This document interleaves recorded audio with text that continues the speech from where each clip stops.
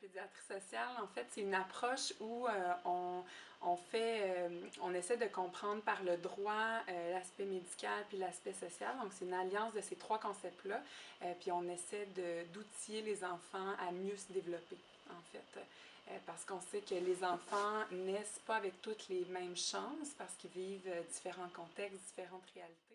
C'est certain qu'il y a une réalité au niveau du quartier par rapport à la pauvreté.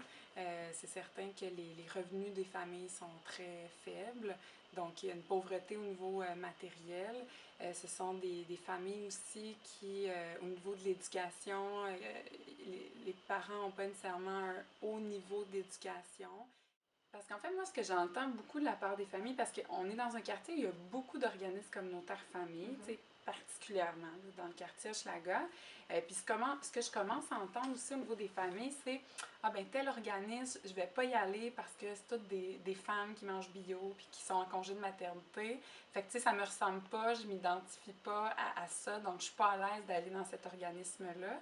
Alors tu sais, c'est ça, il y a comme, même au niveau du communautaire, il y a comme un peu cette ségrégation-là de on va dans tel organisme ou tel organisme. Je pense que c'est un défi en fait pour les organismes.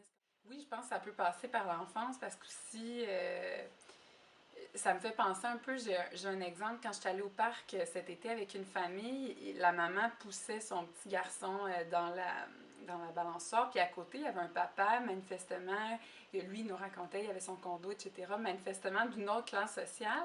Puis je trouvais ça beau parce que les deux parents poussaient leur enfant à côté, jasaient de, justement, c'est quand il a commencé à marcher, parce que ça, c'est quelque chose qui peut parce que les enfants, ils ont à peu près, bon, un développement qui va se ressembler, peut-être pas au même âge, mais ça demande des préoccupations de parents. Je pense qu'effectivement, là, il peut y avoir un...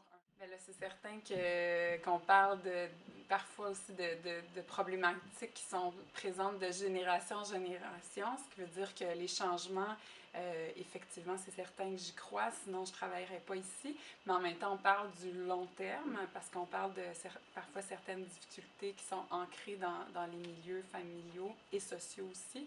Donc, mais oui, effectivement, ultimement, c'est ce qu'on souhaite. C'est ce qu'on souhaite, ça serait de ne plus exister ici parce que les enfants, justement, ils se développeraient avec toutes les chances égales et puis on n'aurait pas besoin d'intervenir à ce niveau-là.